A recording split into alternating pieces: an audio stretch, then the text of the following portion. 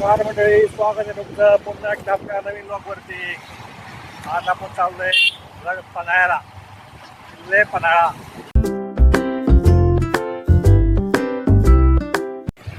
तिथं वरती डोंगरावरती बघू शकतो, मला झूम करून दाखवतो. तिथं आहे ज्योतिबा मंदिर. ज्योतिबा देवस्थान आहे या डोंगरावरती वरती दिसतं आपल्याला. आणि इकडे आपले सूर्यनारायण आला पन्हाळा. गाईज पन्हाळा आलेला आहे. आपल्याला पन्हाळ्यासाठी वरती जायचं इथं. 8 किलोमीटर पन्हाळा, 8.40 किलोमीटर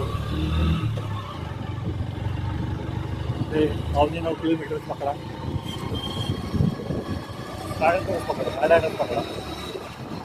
आणि कॅप्टन बोलत आहेत 5 मिनिटाचं अंतर राहिलेलं आहे. कॅप्टन आता गोष्टीमध्ये आलेत आपले. कॅप्टन थोडा गाडी कॉपने आहे मला. म्हणजे आपण आपल्या इतिहासाच्या एकदम जवळ आलोय, 2 मिनिटाच्या अंतरावरती. वातावरण जरी गार असलं पण या गडकोटात जी उभ आहे अशी पुरत नाहीये.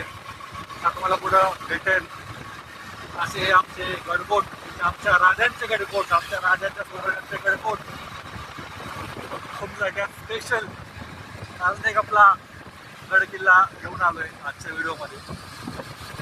तर आजचा व्हिडिओ आपल्याला चालू झाला आहे, पण जायच्या आधीच व्हिडिओला लाईक, शेअर, सबस्क्राईब करून टाका. मला बुधवार पेठेत आलो. बुधवार पेठ. आता आपण आलो आहे बुधवार पेठमध्ये.